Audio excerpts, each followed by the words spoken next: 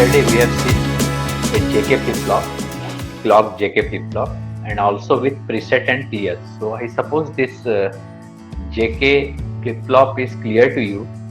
Now we'll see a D and T type flip-flops. There are some other versions of this type of flip-flop. Let us see that one. तो ये D type और T type flip-flop यानी क्या है? If I say a D type flip-flop, it will have only one input. एक clock हो सकता है और as usual Q and Q bar output हो सकता है. अपार्ट फ्रॉम दैट इसको प्रीसेट और क्लियर रह सकता है, नहीं भी रह सकता है. अब D मीन्स डेटा और कुछ नहीं. D टाइप फ्लिप फ्लॉप यानी जस्ट ये आपका जो RS फ्लिप फ्लॉप या JK फ्लिप फ्लॉप जो भी रहेगा, SR फ्लिप फ्लॉप या JK फ्लिप फ्लॉप, इसमें इसके अगर इनपुट को एक इन्वर्टर लगा के इसको R को दे दिया तो ये D फ्लिप फ्लॉप बन जाता है. ये D फ्लिप फ्लॉप बन जाता है. इसका एक ही मतलब है कि अगर हमारा डायग्राम इस तरीके से है तो हम इसका फ्लिप फ्लॉप बस इस तरीके से बना सकते हैं. अब इसका ट्रुथ टेबल कैसे रहेगा? अगर इसका आपको SR फ्लिप फ्लॉप या JK फ्लिप फ्लॉप तो मालूम है, तो जस्ट आपने उसमें एक इन्वर्टर लगा दिया, यहाँ NAND से एक इन्वर्टर लगा दिया. यहाँ पे आप SR फ्लिप फ्लॉप बनाओ या JK फ्लिप फ्लॉप, आप दोनों वेरिएशन पॉसिबल है. आप जैसा चाहे वैसा बना सकते हैं और उसमें सिर्फ एक इन्वर्टर डाल दिया तो आपका काम हो जाएगा. ठीक है.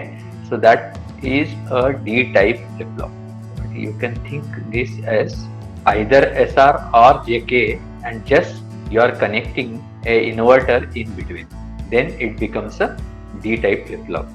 जैसे यहाँ पे आपने JK फ्लिप फ्लॉप के साथ एक इन्वर्टर लगा दिया. तो बताओ इसका ट्रुथ टेबल कैसे रहेगा? अब इनपुट तो एक ही हो गया, एक है और आउटपुट Q है. तो एक इनपुट है तो दो पॉसिबिलिटी होंगी. अब बताओ इसका आउटपुट क्या आएगा? यहाँ अगर 0 दे दिया तो क्या होगा? इसका एक ही मतलब है कि S इक्वल टू 0 हो गया या J इक्वल टू 0 हो गया और K इक्वल टू क्या रहेगा या R इक्वल टू क्या रहेगा? बताओ. जब S इक्वल टू 0 है तो K या R इक्वल टू क्या रहेगा? 0 1. क्यों 0 रहेगा? 1 रहेगा. 1 रहेगा क्योंकि इन्वर्टर लगाया ना आपने यहाँ पे. ये इन्वर्टर है ना, ये वाला इन्वर्टर या ये वाला इन्वर्टर. इस इन्वर्टर की वजह से यहाँ पे आपको क्या मिलेगा? 1 मिलेगा. इसका मतलब ये 0 रहेगा तो ये 1 रहेगा, ये 1 रहेगा तो ये 0 रहेगा. ये दोनों एक का कॉम्प्लीमेंट होगा. अब ये बताओ, जब आपका J 0 है और K 1 है तो क्या होता है आउटपुट? या S 0 है R 1 है तो क्या होता है? रिसेट होता है ना कि नहीं? सो 0 रहा तो हमको मिल गया 0. सेम वे हम देखते हैं कि अगर इसको 1 दिया तो क्या होगा? तो J अगर 1 दिया इसका मतलब S इक्वल टू 1 हो गया, तो K पक्का 0 होगा, R पक्का 0 होगा. और जब ये कॉम्बिनेशन आता है या ये कॉम्बिनेशन आता है, जब J इक्वल टू 1 है या सेट इक्वल टू 1 है तो क्या होता है आउटपुट? सेट होता है ना. इसका एक ही मतलब है कि जो इनपुट में दो वही आउटपुट में मिलता है. 0 दिया तो 0, 1 दिया तो 1. इसलिए जो D है ना, इसको D फ्लिप फ्लॉप को D जो है ये इट मीन्स इट में भी data, it means delay also. अब डिले क्यों? तो क्लॉक के साथ वेरिएशन होता है करके. अभी क्लॉक के साथ कैसे आया रहता है? जस्ट से सोच के देखो कि ये क्लॉक है और ये D है. तो क्लॉक अगर 0 है तो D 0 रहे या 1 रहे, आउटपुट आपका नो चेंज आएगा. कोई चेंज नहीं होगा इसका, क्योंकि ये क्लॉक यहाँ अगर 0 हो गया तो ये दोनों यहाँ पे यहाँ 1 आ जाएगा, यहाँ 1 आ जाएगा, और ये दोनों जब 1 रहते तो हमको मालूम है कि क्या आता है, तो ये नो चेंज आता है. अब क्लॉक 1 है तो अगर D 0 है तो हमको 0 मिलता है. अगर क्लॉक 1 है और ये 1 आया तो हमको 1 मिलता है. तो इस तरीके से ये जस्ट. अब इसमें हुआ क्या फर्क कि ये 0 दिया तो 0 मिला, 1 दिया तो 1 मिला. तो फर्क क्या हुआ? ये तो ये वायर से भी मिलता है. यहाँ 0 दे दिए तो ये 0, यहाँ 1 दे दिए तो 1. पर हम विथ क्लॉक कर रहे हैं, तो क्लॉक के कारण जब तक क्लॉक एक्टिवेट नहीं होता तब तक यहाँ डेटा लैच नहीं होता, यहाँ पे आउटपुट में नहीं मिलता. ठीक है. इस तरीके से हमको समझना पड़ेगा. फॉर एग्जाम्पल मैं आपको इसको और अच्छे तरीके से थोड़ा सा बताने की कोशिश करता हूँ. एक आधा टाइमिंग डायग्राम मिल जाए तो आई होप कि यू कैन अंडरस्टैंड, या फिर मैं एक ऐसी वेव फॉर्म बना के आपको बताता हूँ, इससे समझ में आया तो देखो आप, सपोज ये क्लॉक है और यहाँ हमने डेटा दिया है, मान के चलो ये 1 दिया है, ठीक है, 1 दे दिया। अब बताओ ये क्लॉक है, ये डी इनपुट है, तो आउटपुट कैसे आएगा, जरा हम एनालाइज करते हैं। तो अगर हम इसको एनालाइज करने जा रहे हैं, इनिशियली मान के चलो कि आउटपुट क्यू ये 0 था। अब बताओ कैसे आएगा, सोचो जरा। क्या है पहली कंडीशन, जब क्लॉक हाई है जब डी 1 है तो आउटपुट क्या होना चाहिए, जो डी रहता है वही आउटपुट आता है, बराबर है? Yes sir. तो ये 1 आ गया यहाँ तक के। अब इसके बाद क्या आ गया, क्लॉक क्या आ रहा है, लो हो गया। क्लॉक लो रहेगा तो there will be no change, जो ये है उसको मालूम ही नहीं क्या इनपुट में क्या है, there will be no change. अब फिर से क्लॉक हाई आ गया, क्लॉक हाई आया, डी 0 है तो इट विल बी रीसेटेड, ये यहाँ तक के लो हो जाएगा। अब इसके बाद क्लॉक लो है तो अगेन नो चेंज, यानी कि 0 का 0 आ गया। अब यहाँ पे क्लॉक हाई है और डी 1 है तो ये हाई हो गया, यहाँ या हाई हो गया। और जब क्लॉक लो है तो there will be no change, इसलिए डिले हो रहा है, ये शिफ्ट हो रहा है कि क्लॉक जब तक रहता नहीं तब तक वो हो नहीं सकता है।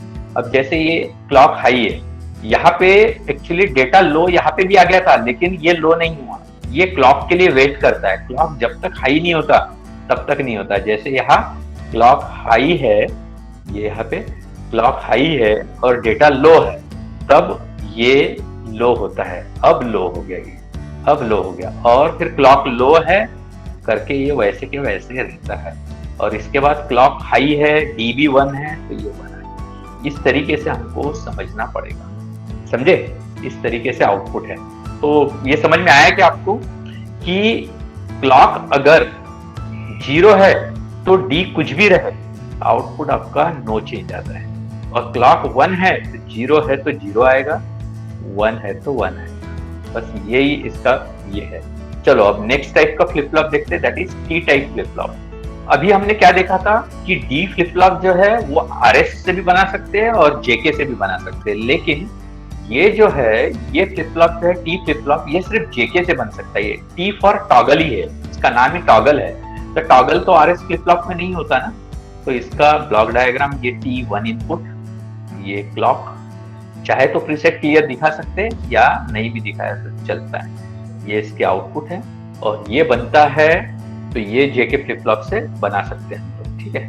यानी ब्लॉक के हिसाब से हम देखेंगे तो ये, अगर ये जेके फ्लिप फ्लॉप है, ये जे और ये के और ये क्यू और ये क्यू बार, ये क्लॉक, तो जस्ट ये जे और के को हम कॉमन कनेक्ट कर देते हैं तो ये टी फ्लिप फ्लॉप बन जाता है। अगर आपको इसका सर्किट ही देखना है तो आप इस तरीके से देख सकते हैं। बस ये जेके फ्लिप फ्लॉप था, उसके मैंने सिर्फ जे और के को कॉमनली कनेक्ट कर दिया। तो बताओ अब इसका ट्रूथ टेबल कैसे होगा। इनपुट कितने हैं, एक ही है, ठीक है। आउटपुट कितना आएगा देखो, ये एक विदाउट क्लॉक बताता हूँ, फिर विद क्लॉक बताता हूँ। तो टी 0 रहेगा तो क्या होगा बताओ, टी अगर 0, हाँ तो टी 0 दे दिया तो जे भी 0 है, के भी 0 है। जब जे और के दोनों 0 रहता है तो क्या आता है, नो चेंज आता है, लास्ट आउटपुट आता है। और 1 रहेगा तो क्या होगा, जब t इक्वल टू 0 है इसका मतलब j equal to k equal to 0 है। और जब j और k इक्वल टू 0 रहता है तो qn plus 1 equal to qn, मतलब नो चेंज होता है। जब t इक्वल टू 1 रहेगा इसका मतलब j equal to k equal to 1 होगा, इसका मतलब टॉगल होगा। टॉगल होता है तो आउटपुट क्या रहता है, q इक्वल टू q बार हो जाता है, बराबर है। तो ये q बार आएगा, इसको बोलेंगे हम टॉगल, समझे? इसलिए इसका नाम है toggle, t for toggle. t को 1 किया तो टॉगल, t को 0 किया तो there will be no change. Simple है ये, जस्ट इसका वर्जन है और कुछ नहीं है। चलो ये समझता है कि देखते हैं अब आपको। अब यहाँ देखते हैं कि ये t 0 है, इनिशियली अगर q 0 है, ठीक है, तो there will be no change. अब t का इनपुट हो गया है 1, जब t 1 है तो क्या होना चाहिए, t 1 है तो qn plus 1 equal to toggle होना चाहिए। तो टॉगल होगा यानी क्या है, जब लास्ट आउटपुट 0 था तो ये 1 हो गया, यहाँ से यहाँ तक 1 हो गया। अब t 0 हो गया, t 0 हो गया तो नो चेंज, यानी 1 था तो 1 ही आएगा। अब नेक्स्ट बताओ क्या होगा। अब यहाँ पे t क्या है, 1 है, t 1 है, ठीक है। जब t 1 रहता है तो क्या होता है, टॉगल होना चाहिए, तो लास्ट आउटपुट क्या है, 1। अब क्या आएगा, 0 0 आएगा। वापस टॉगल 0 हो गया, 0 आ गया तो नो चेंज, इस तरीके से। तो आप देख रहेंगे कि t जो है ये डिवाइड बाय 2 कर देता है। ये जो t को इनपुट अगर आपने क्लॉक दे दिया या ये क्लॉक दे दिया तो इसका ये जस्ट हाफ ये फ्रीक्वेंसी बन जाती है। जैसे कई बार ऐसे सवाल भी पूछते हैं कि अगर t इस फ्लिप फ्लॉप को क्लॉक दे दिया है 1 किलो हर्ट्ज और t इज 1 है तो आउटपुट क्या आएगा। ये क्लॉक है और j equal to k equal to 1 है, मतलब t इक्वल टू 1 यानी टॉगल है। तो क्या होगा, सपोज इनिशियली आउटपुट 0 था, सपोज ये है क्लॉक और ये t इक्वल टू 1 है और ये q इक्वल टू 0 है। जैसे ही क्लॉक हाई होता है तो अब क्या है, j और k दोनों 1 होने से ये टॉगल हो जाएगा, तो 0 का 1 हो गया। अब क्लॉक लो है तो there will be no change.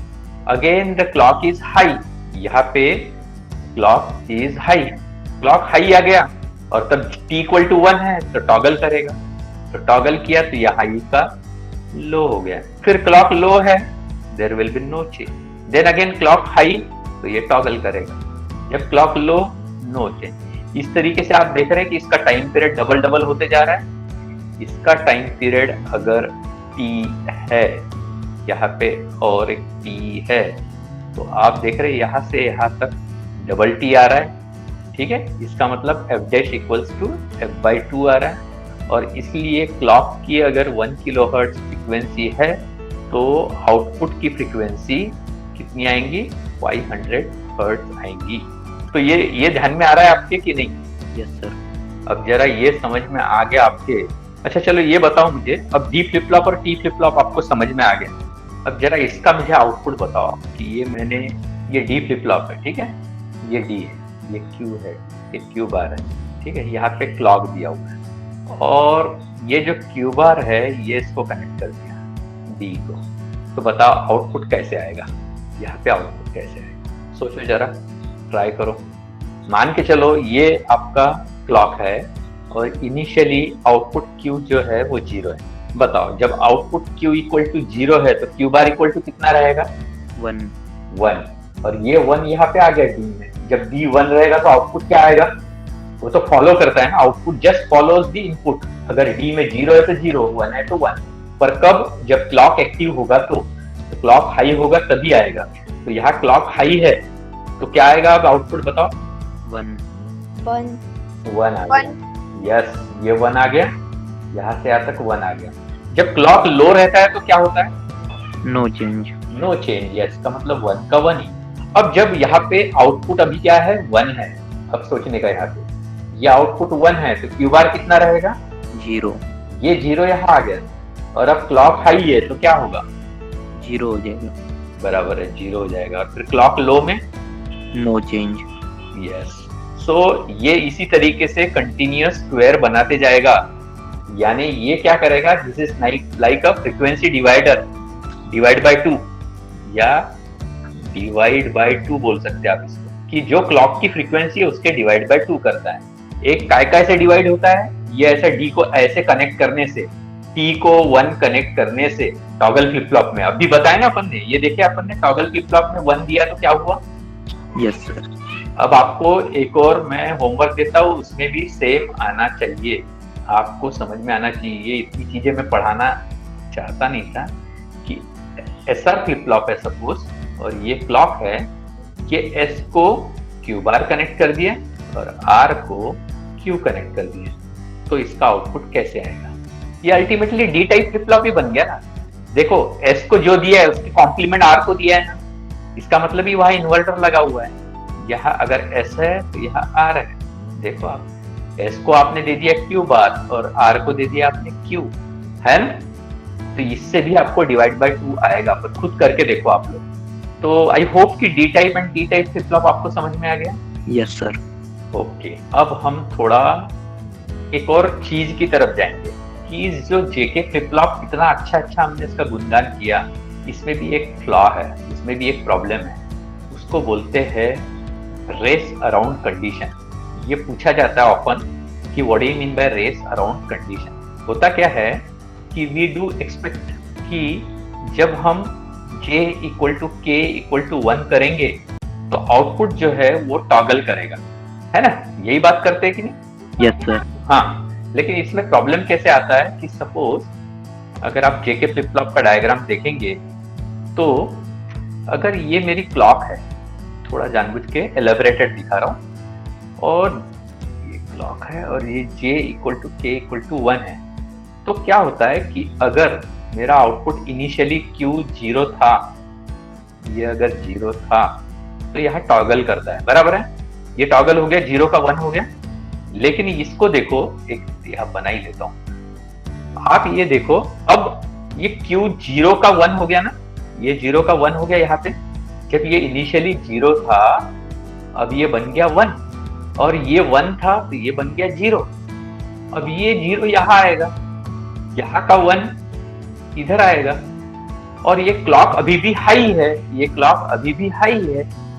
तो ये तो इसको क्लॉक जब हाई रहा तो वो क्या बोलता है, जब जे और के दोनों 1 होंगे तो टॉगल करो, तो ये 1 का 0 हो जाता है यहाँ, फिर 0 का 1 हो जाता है, ये 1 का 0 हो जाता है, ये 0 का 1 हो जाता है। ये इस तरीके से कंटिन्यूस टॉगल चलते रहेगा, and at the end of the clock जो लास्ट आउटपुट है वो यहाँ फॉलो करेगा, क्योंकि क्लॉक लो हो गया। तो अब ये क्या रहेगा इस समय पे, ये डिपेंड करता है कि इसका प्रोपेगेशन डिले टाइम कितना है। इस गेट से इस गेट में, पहले गेट से दूसरे गेट में जाने को जो समय लगता है वो propagation delay time we are witnessing, and because of that there is a continuous feedback is also there। ये जो feedback है तो ये continuous इसको टॉगल करते रहता है। तो we get an indeterministic output at the end of the clock। we are not, it is not a predictable कि यहाँ पे 0 रहेगा कि 1 रहेगा इस समय में। इस समय में at the end of the clock 0 रहेगा कि 1 रहेगा, और इस वजह से हमारे पास जो डिटर्मिनिस्टिक आउटपुट चाहिए, यानी हमको मालूम होना चाहिए, वो ना होते हुए देयर कैन बी रैंडम, ये हाई भी रह सकता है, लो भी रह सकता है, और ऐसे नहीं होना चाहिए। This is called a race around condition. So what do you mean by race around condition?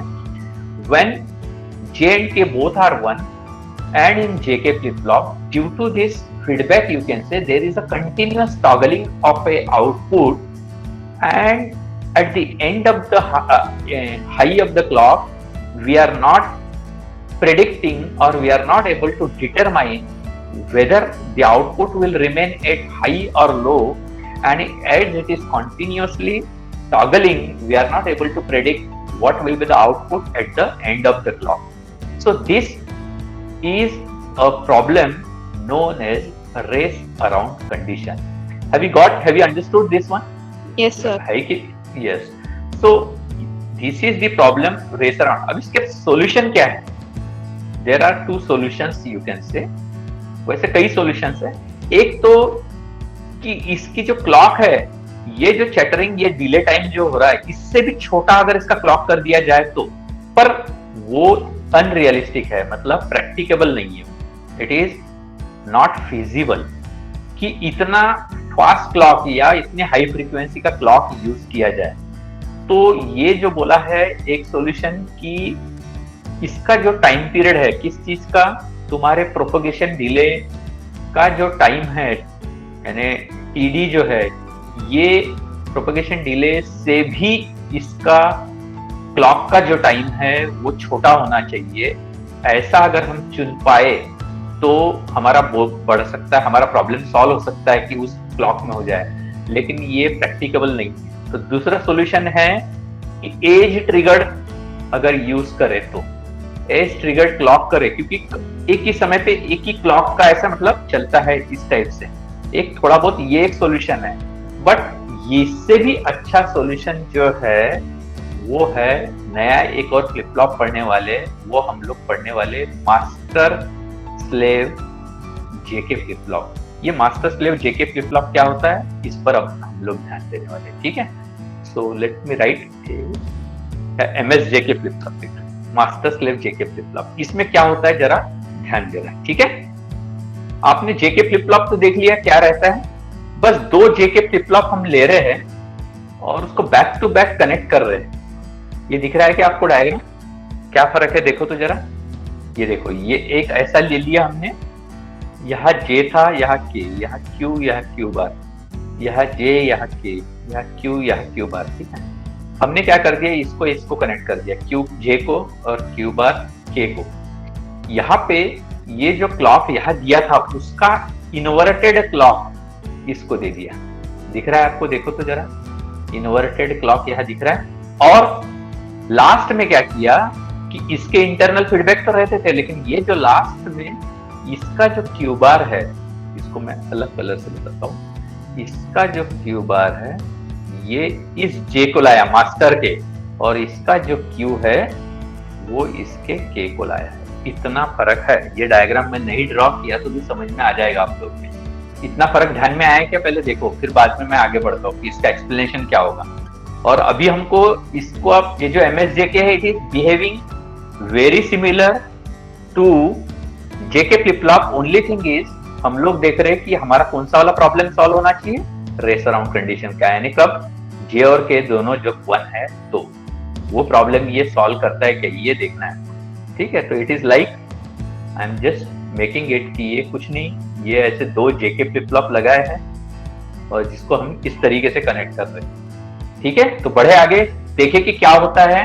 जे और के दोनों जब 1 रहते हैं और क्लॉक हाई रहता है तो क्या होता है, देखिए क्या। Yes sir. चलो, तो ये MSJK और वो JK में कोई फर्क नहीं है, सब कुछ वैसे ही रहेगा। Truth table is similar. Only अभी जो प्रॉब्लम आ रहा था हमारा कि ये जो क्लॉक हाई है, तो जब जे और के 1 होने से ये कंटिन्यूस जो टॉगल हो रहा था, ये अब नहीं होगा, ऐसा हम लोग दावा कर रहे हैं। We are saying that it will not occur. तो वो हमको देखना है। तो लेट अस सी, सपोज ये मेरी क्लॉक है और ये क्लॉक है और जे और के दोनों 1 है, मतलब टॉगलिंग मोड में है, और initially output Q equal to 0 है मान के चलो। अब बताओ क्या होगा। किसी भी डायग्राम को आप ध्यान दो और अब जरा मैं जो बता रहा हूं उसकी तरफ ध्यान दो। लेट अस से initially just the clock is high, clock high हो गया। अब जब ये क्लॉक हाई हो गया, देख रहे हैं आप, तो मास्टर एक्टिवेट हो गया क्योंकि क्लॉक हाई है, बराबर है क्या? क्लॉक हाई हो गया यहाँ पे। तो जब क्लॉक हाई है तो ये जो यहाँ पे आएगा ये इन्वर्टेड आएगा, तो स्लेव तो डिसेबल हो जाएगा। होगा क्या? ये बराबर बोला है कि मैंने, जरा ध्यान दो। When the clock is high, master will be enabled, and as the clock is high, its inverted version will disable the slave. अब जब क्लॉक डिसेबल हो जाए जिस चीज का, तो क्लॉक लो रहता है तो नो चेंज आता है। इसका मतलब इनिशियली Q इक्वल टू 0 था तो ये 0 ही रहेगा, Q बार इक्वल टू 1 था तो ये 1 ही रहेगा। हाँ, अब ये जब 1 है, ये यहाँ 1 होके बन के आया है, और ये जो Q बार है ये यहाँ पे, सॉरी, ये Q इधर आ गया 0 बन के, बराबर है। अब यहाँ पे 1 आ गया, यहाँ 0 आ गया, और क्लॉक हाई है तो क्या होना चाहिए, सेट होना चाहिए कि नहीं, बोलो। Yes sir. ये जरा गलत ड्रॉ किया है, यहाँ Q बार लिखा है, ये Q है और ये Q बार है, ये गलती से, ठीक है। तो ये 1 है, ये 0 है, यहाँ पे सेट होगा कि नहीं आउटपुट, तो मास्टर का ये सेट हो गया, इसका मतलब ये 0 रहेगा। लेकिन ये 1 जो है, इसको मिलके भी, इसको 0 रह के भी ये यहाँ पे 1 नहीं होता है। बोलो तो क्यों? क्योंकि क्योंकि क्लॉक हाई है तो इसका क्लॉक बार यानी कि सेकंड स्लेव का क्लॉक डिसेबल ही है, और वो क्या बोलेगा, नो चेंज। जब क्लॉक 0 है तो नो चेंज, तो जो 0 था वही 0 रहा। तो ये टॉगल होता ही नहीं जब तक कि क्लॉक हाई है। ये टॉगल हुआ है या 1 किया है, लेकिन कहाँ किया है, मास्टर में ही किया है, जो कि अभी तक स्लेव ने फॉलो नहीं किया है, बराबर है। तो ये 0 का 0 ही रहेगा, हमेशा इस टाइप से ही रहेगा। अब मुझे बताओ कि क्लॉक लो हो गया, अब क्या होगा देखते हैं। जैसे ही क्लॉक लो हो गया, मतलब ये 0 हो गया, ये डिसेबल हो जाएगा, अब ये डिसेबल हो जाएगा और यहाँ इनेबल हो जाएगा, यहाँ 1 आ गया अभी। और जब ये 1 आ गया तब यहाँ पे स्टेटस क्या है, J 1 है और K 0 है, तो क्या होगा बताइए, सेट हो जाएगा। तो ये सेट हो गया, कब हो गया? जब क्लॉक का लो आया तब ये सेट हो गया। अब जब ये सेट हो गया तो ये 1 जो 0 का 1 हो गया और ये 1 का 0 हो गया। तो अब देखो ये जो यहाँ पे 0 है ये यहाँ 0 आ गया, तो यहाँ जो 1 आया है वो यहाँ 1 आ गया। लेकिन ये 0 का 1 होने के बाद ये 1 का 1 ही रहता है, ये चेंज नहीं होता, कंटिन्यूस टॉगल नहीं होता। क्यों? क्योंकि जो ये मास्टर है ये डिसेबल ही है, इसके एंट्री में कुछ भी दो ये अब तक चेंज ही नहीं करेगा। और यहाँ पे क्या हुआ है, यहाँ 1 0 ही दिया हुआ है, तो 1 0 से ये सेट होके 1 सेट ही है, तो ये पूरे क्लॉक लो तक के ये सेट ही है। अब नेक्स्ट जब क्लॉक आएगा हाई वाला, तब वो देखेगा कि यहाँ पे इनपुट क्या है। अब इनपुट है यहाँ पे 0 और यहाँ पे है 1। अब यहाँ क्लॉक हाई है तो ये रीसेट करेगा, और ये रीसेट करेगा तो अब ये 0 बनेगा, ये 1 बनेगा। लेकिन अब स्लेव डिसेबल है, so there will be no change, तो ये जैसे के वैसे ही रहेगा यहाँ तक के, क्लॉक के हाई तक के। जैसे ही क्लॉक का लो आएगा ये स्लेव जो है इनेबल होगा, उस समय इसको बोल रहा है कि यहाँ पे 0 1 है तो ये रिसेट कर, तो यहाँ पे रिसेट होगा यानी कि टॉगल करेगा। तो अब आप देख रहे हैं कि during the one clock only one time change is there. यहाँ पे 1 क्लॉक में सिर्फ एक बार ही टॉगल हुआ है, यहाँ से यहाँ तक ये एक बार ही टॉगल हुआ है, और ये वैसे के वैसे ही रहता है, यानी एक क्लॉक में एक बार ही होता है, जबकि पहले कंटिन्यूअस ये टॉगल हो रहा था। तो is it clear to you? कि फिर से एक बार समझाओ आपको? सर फिर से एक बार समझाओ। हाँ देखो, इसको पहले समझने की कोशिश करते हैं, फिर बता रहा हूँ फिर से मैं, ठीक है? इनिशियली आप कुछ भी मान के चलो और वहां से शुरू करते हैं। अभी हम इनिशियली मान रहे हैं कि Q इक्वल टू 0 है, और अभी यहाँ से हम क्लॉक दे रहे हैं, और हमारा J और K दोनों 1 है। करें शुरू? हाँ देखो जरा, क्लॉक हाई हो गया है। देखो पहली condition, initially Q equal to 0, clock equal to 1, ठीक है? तो मास्टर इनेबल, स्लेव डिसेबल। जब स्लेव डिसेबल है, ये डिसेबल है, तो यहां तो नो चेंज आएगा। तो स्लेव डिसेबल है तो स्लेव नो चेंज देगा। इसका मतलब Q 0 था तो Q में 0 ही रहेगा। बराबर है? यहां तक ठीक है क्या? जरा सोचो, जरा देखो तो, जब क्लॉक 1 है, यहाँ 0 है, ये 0 है, तो ये डिसेबल, ये डिसेबल, तो ये नो चेंज, और नो चेंज यानी क्या? ये 0 था तो 0, ये 1 था तो 1। अब इस 0 को यहाँ पे लाओ, ये 0 यहाँ आ गया और ये 1 यहाँ आ गया, तो J 1 है, K 0 है। मास्टर में, मास्टर का आउटपुट ऐसे बोल सकते हैं आप, QM, मास्टर का आउटपुट जो है ये 1 हो गया, सेट हो गया, लेकिन स्लेव स्टिल डिसेबल ही है क्या? ये बराबर यहाँ तक के मैं जो बोल रहा हूँ, यहाँ तक समझ में आया कि पहले देखो जरा ध्यान दो। हमने Q इक्वल टू 0 मान के शुरू किया, क्लॉक हाई ले लिया, क्लॉक हाई है तो मास्टर को इनेबल किया, लेकिन स्लेव को क्लॉक बार मिल रहा है तो ये डिसेबल हो गया, स्लेव डिसेबल है। स्लेव डिसेबल है यानी नो चेंज रहेगा, और आउटपुट एक्चुअल में कहाँ है? स्लेव के बाद है, ये यहाँ पे आउटपुट है, यहाँ पे आउटपुट है, और ये नो चेंज, तो 0 का 0 ही रह रहा है, तो आउटपुट हमारा 0 का 0 ही है। अब ये 0 है तो Q बार 1 होता है, और ये दोनों यहाँ आके बैठे हुए, यहाँ पे 1 आके बैठा हुआ है, यहाँ पे 0 आके बैठा हुआ है, क्योंकि Q यहाँ पे कनेक्टेड है। यहाँ तक ठीक है क्या? Yes sir.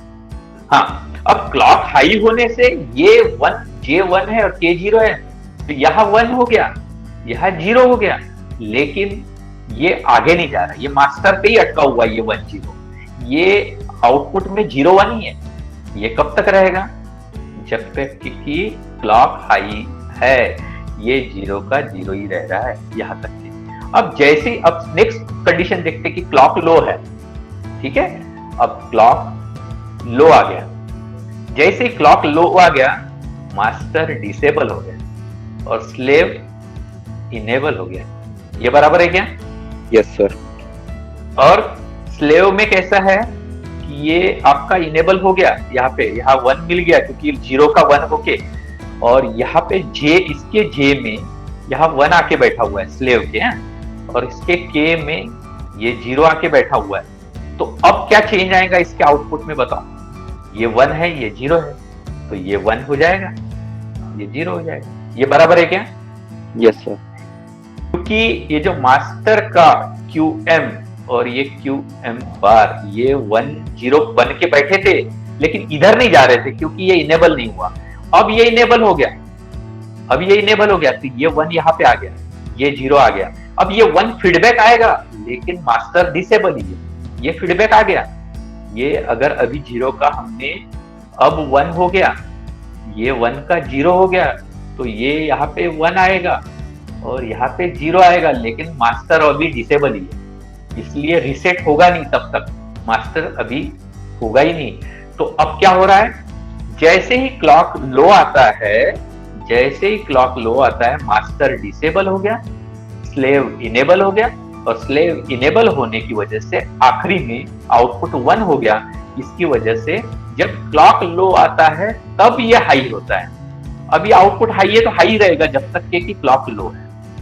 जैसे ही क्लॉक फिर से हाई हो गया, अब मास्टर इनेबल हो गया, मास्टर इनेबल हो गया, तब यहाँ की कंडीशन क्या है, तो 0 1 है, 0 1 है, तो यहाँ पे रीसेट हो जाएगा, ये 0 ये 1। लेकिन मास्टर आपका जो स्लेव है वो डिसेबल ही है, तो स्लेव डिसेबल है तो there will be no change, तो यहाँ तक के लो चेंज ही है। जैसे ही फिर निगेटिव आता है तो स्लेव इनेबल होता है, स्लेव इनेबल होगा तो अब रीसेट होगा, इस तरह। अभी आया क्या समझ में? बताओ भाई, अभी समझ में आया क्या? बताओ एक बार, देखो ध्यान से मैं जो बोलना चाह रहा हूं। जब हम क्लॉक हाई देते हैं, मास्टर इनेबल होता है और स्लेव जो है वो डिसेबल हो जाता है। जब स्लेव डिसेबल होगा तो ओनली नो चेंज आएगा, यहाँ पे ये नो चेंज आएगा। तो इसका मतलब अगर इनिशियली 0 था तो ये 0 ही रहेगा, ये 1 था तो ये 1 ही रहेगा, और ये यहाँ 0 यहाँ आके बैठा हुआ है और ये 1 यहाँ आके बैठा हुआ है, और मास्टर इनेबल है, इसलिए यहाँ पे तो 1 आ गया, यहाँ पे 0 आ गया, लेकिन वो चीज इधर ट्रांसफर नहीं होती। एक्चुअल आउटपुट अपना कितना है, तो वही है 0 और ये Q बार 1। इसका मतलब ये during the high of the clock ये टॉगल नहीं होगा, Q 0 का 0 ही रह रहा है, ये टॉगल हुआ ही नहीं, ये 0 का 0 ही रह रहा है। जैसे ही क्लॉक लो होता है, मास्टर डिसेबल होगा, स्लेव इनेबल होगा, और यहाँ जो मास्टर के आउटपुट में 1 और 0 बन के था, उसके कारण सेट हो जाएगा आउटपुट। आउटपुट सेट होगा तो यहाँ पे हमारा आउटपुट ट्रिगर हो रहा है during the low of the clock, during the negative of the clock. और जैसे ये 0 का 1 हुआ, ये 1 इधर आ गया, यहाँ पे आ गया, यहाँ 0 आ गया, लेकिन still the master is disable, तो वहां कोई चेंज नहीं आ रहा। जैसे ही क्लॉक हाई आएगा तब मास्टर में चेंज होगा कि ये यहाँ पे 1 आ जाएगा, यहाँ 0 आएगा, लेकिन ये जैसे के वैसे ही रहेगा, यहाँ पे ये 1 का 1 ही रहेगा। अभी समझ में आया कि जरा देखो, इसको आप एक बार खुद पढ़ना, and still if you are unable to understand, may be in the next class I will repeat. Simple फंडा क्या किया उसने, जो कंटिन्यूस चैटरिंग हो रहा था, मतलब कंटिन्यूस हमारा ये जो हम क्लॉक में हमारा ये जो कंटिन्यूस जे और के कारण ये जो कंटिन्यूस ट्रिगर हो रहा था, ये फिर सेम रह रहा था, यहाँ कंटिन्यूस हो रहा था। ये अवॉइड करने के लिए क्या किया हमने, तो हमने एक जेके फ्लिप फ्लॉप मास्टर बना दिया, एक जेके फ्लिप फ्लॉप स्लेव बना दिया, और इन दोनों को एट अ टाइम एक्टिवेट नहीं किया था। इसको हमने इन्वर्टेड क्लॉक यहाँ पे दे दिया। इस वजह से इसको जो भी देते वो यहाँ तक आता है, यहाँ आ गया, QM पे आ गया, लेकिन इसके J और K में कब मिलता है, जब क्लॉक डीएक्टिवेट होता है। मतलब ये जब हाई रहेगा तो मास्टर इनेबल, ये जब हाई होगा तो स्लेव इनेबल, इस तरीके से। और स्लेव को स्लेव क्यों बोला है, इट जस्ट फॉलोस, यहाँ जो रहेगा वो यहाँ आएगा, तो 1 0 या 0 1 आएगा, तो 1 आएगा तो 1 आएगा, 0 रहेगा तो 0 आएगा, बस ये इसलिए इसको स्लेव बोला है। Slave just follows master provided it should be active. तो स्लेव एक्टिव कब होता है, लो ऑफ द क्लॉक। जब क्लॉक लो रहता है तो स्लेव एक्टिवेट होता है। स्लेव क्या करता है, जो यहाँ पे मास्टर में आया हुआ है वही आउटपुट सिर्फ ट्रांसफर करता है, जबकि ये चेंज कब होता है, जब मास्टर एक्टिवेट रहता है तब। So I hope कि you are able to understand this. Yes, sir. So in this way, I suppose the total topic of means all flip-flop is complete. If at all something is remaining, उसको मैं cover कर लूंगा, और कुछ चीजें होगी अगर टाइमिंग डायग्राम से रिलेटेड वगैरह तो उसको थोड़ा सा समझने की कोशिश कर लेना। एक आधा अच्छा एग्जाम्पल होगा तो आपको मैं डिस्कस कर सकता हूँ, इसको हम समझने की कोशिश करते हैं। अगर ये समझ में आ गया तो हमने ये तब पता चल गया कि हमारा जो रेस अराउंड कंडीशन का प्रॉब्लम हम कैसे सॉल्व कर रहे हैं। तो हम कर रहे हैं master slave JK flip flop से, ठीक है। जरा इस टाइमिंग डायग्राम को समझने की कोशिश करते हैं कि समझ में आता है कि आपको। कोई भी रैंडम ले लिया मैंने, हाँ रैंडम ले लिया। अब हम यहाँ से शुरू करते हैं। आप ये क्यू बार को लगे तो छोड़ दो आप, क्योंकि ये कंफ्यूज क्यों करना अपनी, ये जस्ट इसका कॉम्प्लीमेंट रहेगा। आप देख रहे हैं कि इनिशियली लेट से इनिशियली आउटपुट इज 0। अब यहाँ से शुरू कर रहे हैं, जब तक कि क्लॉक हाई नहीं होता कुछ नहीं कर रहा। तो हमारा जो रहेगा ध्यान वो इसके ऊपर रहेगा। यहाँ पे क्लॉक हाई है, बराबर है। तब क्या कंडीशन है बताओ मुझे। जब क्लॉक हाई है, क्लॉक इक्वल्स टू 1, तब है हमारा j इक्वल टू 1 और k इक्वल टू 0। ये बराबर है क्या, मुझे बताओ। Yes sir. तो j इक्वल टू 1 है और k इक्वल टू 0 है, जैसे ये वाली कंडीशन। तो j 1 है तो सेट होगा, बराबर है। तो यहाँ पे सेट हो गया, आउटपुट सेट हो गया, ठीक है। अब स्टिल क्लॉक हाई है, अभी भी क्लॉक हाई है, लेकिन तब अब क्या हो गया, अब j इक्वल टू 0 और k इक्वल टू 0। जब j और k दोनों 0 है तो क्या होता है, बोलो। No change. No change. तो यहाँ पे यहाँ से यहाँ तक के फिर से नो चेंज, यानी कि 1 का 1 ही है, 1 का 1 ही है। इसके बाद क्लॉक लो आ गया, क्लॉक लो आ गया तो क्या होता है, जब भी k नो चेंज, तो ये वैसे के वैसे ही रहता है। अब फिर से नेक्स्ट क्लॉक आ गई, ये वाली नेक्स्ट क्लॉक आ गई। अब इस समय कंडीशन क्या है जरा ऑब्जर्व करो। नेक्स्ट क्लॉक के वक्त j है 0 और k है 1, तो रिसेट होना चाहिए ना। तो ये रिसेट हो गया, यहाँ पे रिसेट हो गया। अब j भी 0 है, k भी 0 है, तो नो चेंज, ठीक है। फिर क्लॉक लो है, फिर से नो चेंज। अब क्लॉक हाई है, तब क्या कंडीशन है जरा देखो, ये वाला j 0 हाँ वेरी गुड, j 0 k 1 यानी रिसेट होगा, तो ये रिसेट ही हो गया। लो का लो ही रह रहा है, रिसेट ही। फिर क्लॉक लो आ गया, नो चेंज। अब बताओ नेक्स्ट क्लॉक में क्या आ रहा है, J1 और K यहाँ पे दोनों 1 है ना, J और K दोनों 1 है ना। Yes sir. तो यहाँ पे इस कंडीशन में जब क्लॉक हाई है तो J1 है और K भी 1 है, तब टॉगल होगा। यानी अगर इनिशियली 0 था तो अब क्या होगा, 1। ये 1 हो गया। फिर क्लॉक लो आया, नो चेंज, ये नो चेंज आया। फिर से क्लॉक हाई आया और J और K दोनों 1 है, टॉगल करेगा तो 1 का 0 हो गया। फिर क्लॉक 0 आ गया, लो हो गया तो नो चेंज। इस तरीके से अब ये कंटिन्यूअस टॉगल कर रहा है, यहाँ लिखा भी है, ठीक है ना, कंटिन्यूअस टॉगल कर रहा है। तो ऐसे आप कर सकेंगे, किसी भी चीज को समझ सकेंगे। Hello, yes sir. हाँ, कोई भी आप एग्जाम्पल लेना, कुछ भी आप समझ सकते हैं। तो इस तरीके से आप किसी भी डायग्राम को समझ सकेंगे, ठीक है। अगर कुछ एज ट्रिगर्ड रहते तो उसमें क्या होता है, जैसे एग्जाम्पल में एक ये बना रहा हूँ, ये दिखा रहा हूँ मैं कि इस एग्जाम्पल में एक डायग्राम ये जैसे SR फ्लिप फ्लॉप का है, ये निगेटिव एज ट्रिगर्ड। यहाँ पे दिख रहा है कि आप ये जो एरो जानबूझ के दिखाया है वो निगेटिव एज में दिखाया है। क्लॉक जब लो होता है तब एक्टिवेट होता है। आप देखना ये S इक्वल टू क्या है, R इक्वल टू क्या है और ये क्लॉक इक्वल टू क्या है। क्लॉक ये फॉलिंग एज पे, ये negative edge triggered flip flop है। निगेटिव एज ट्रिगर्ड दिखाने के लिए क्या करते हैं, ये जो यहाँ जो है इसमें बबल लगाते हैं और ऐसा ट्रायंगुलर रहता है। ये दिख रहा है क्लॉक, यस सर। इसलिए ये सब फॉलिंग एज पे चेंजेस होंगे। अब ये फॉलिंग एज पे क्लॉक जब फॉलिंग एज है तब स्टेटस क्या है, तो S equal to 1, R equal to 0, तो सेट हो गया, तो यहाँ पे सेट हो गया। फिर ये तब तक सेम रहेगा जब तक कि नेक्स्ट फॉलिंग एज नहीं आती। उस समय में क्या है, तो वापस से सेट 1 है, तो ये वही का वही।